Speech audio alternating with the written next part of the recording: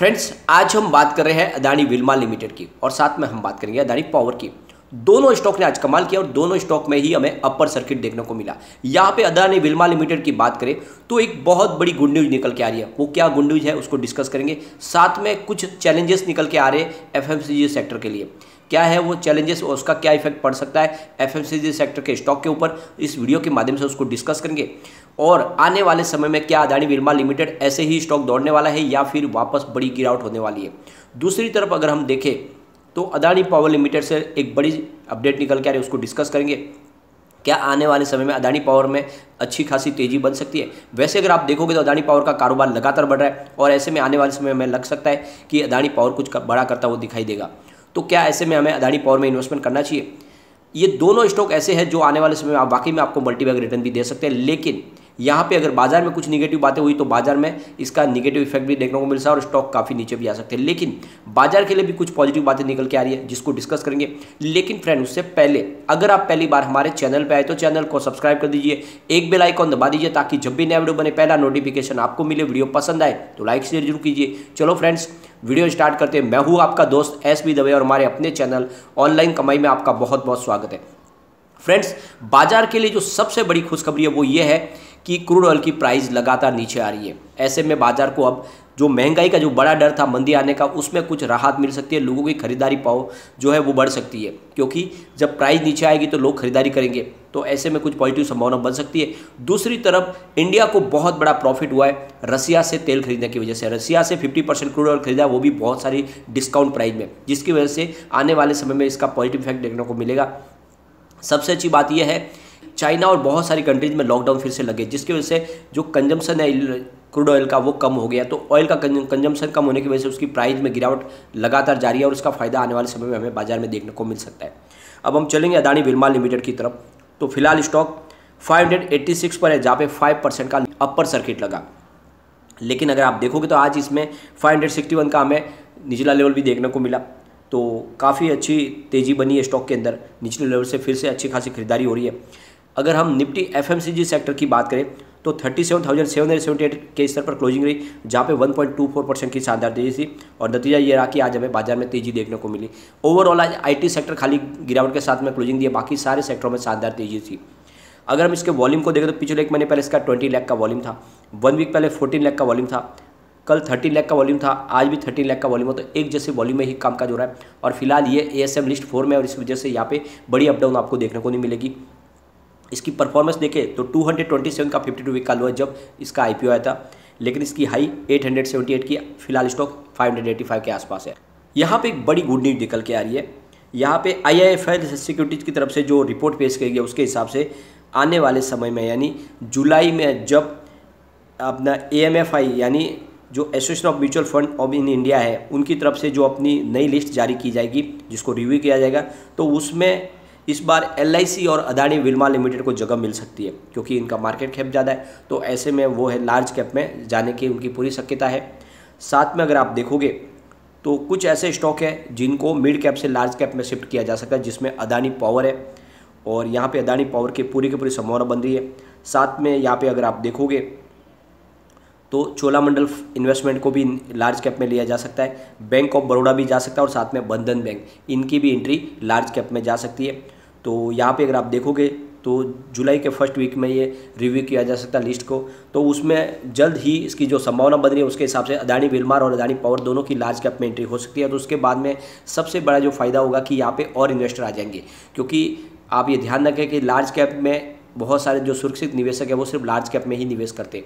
तो ऐसे में अगर AMFI की लिस्ट में लार्ज कैप में इनकी एंट्री हो जाती है तो बहुत सारे नए इन्वेस्टर आएंगे, जिसकी वजह से इसके शेयर प्राइस में बढ़ने की संभावना बनेगी और स्टॉक बहुत मजबूत भी हो जाएंगे, लोगों का सुरक्षित निवेश भी हो जाएगा। तो ऐसे में ये होने के बाद में आप देखोगे तो बहुत सारी पॉजिटिव बातें निकल के आएगी।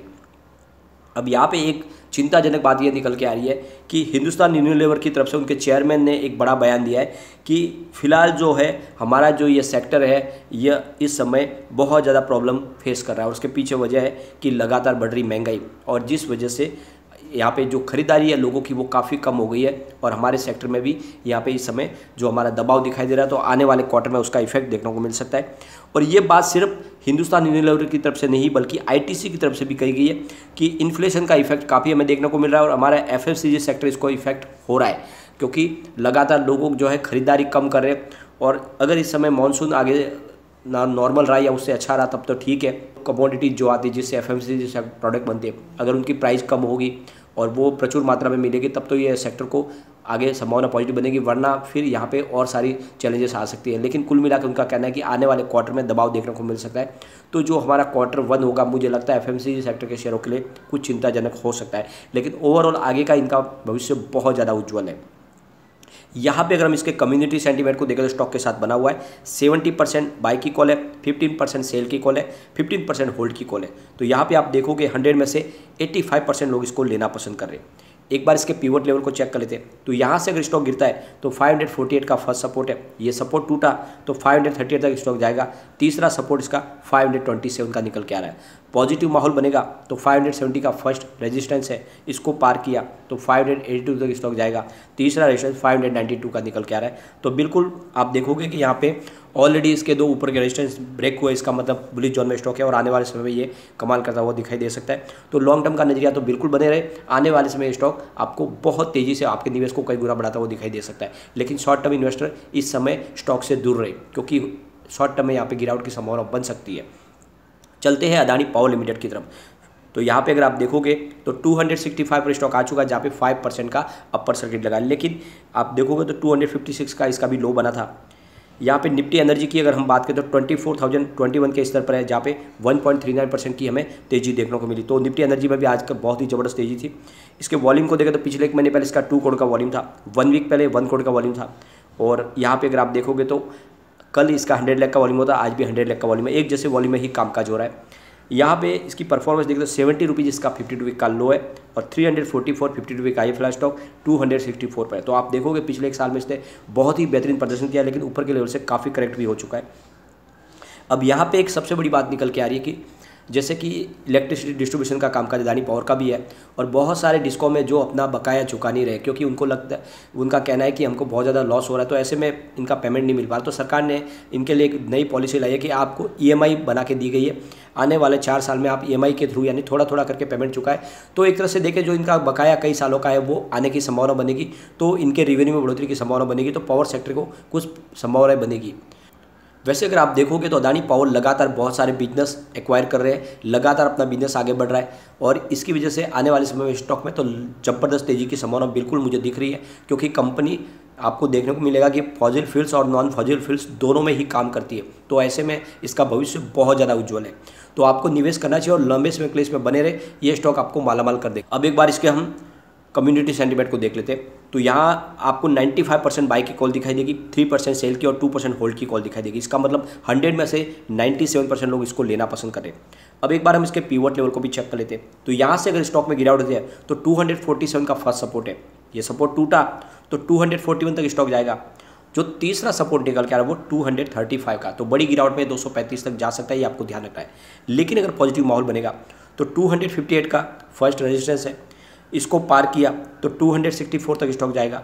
और जो तीसरा इसका रेजिस्टेंस निकल के आ रहा है वो 269 का है और इस समय इसने अपना सेकंड रेजिस्टेंस भी ब्रेक किया है। इसका मतलब स्टॉक बुलिश जोन में और अभी सिर्फ इसका एक रेजिस्टेंस बाकी है। तो मुझे लगता है कि पॉजिटिव माहौल बना और बाजार ने साथ दिया तो ये जल्दी ही फिर से 300 को क्रॉस कर जाएगा। तो इसमें निवेश का ये मौका है, निवेश करें लेकिन लॉन्ग टर्म का नजरिया लेके ही निवेश करें। शॉर्ट टर्म इन्वेस्टर फिलहाल बाजार से बिल्कुल दूर रहे। लेकिन फ्रेंड, कोई भी इन्वेस्टमेंट करने से पहले अपने फाइनेंशियल एडवाइजर से एक बार ले ले या अपना खुद का रिसर्च करें, क्योंकि मैंने वीडियो आपके एजुकेशनल पर्पज के लिए ही बनाया है। वीडियो पसंद आए तो लाइक शेयर जरूर कीजिए और चैनल को सब्सक्राइब कर दीजिए।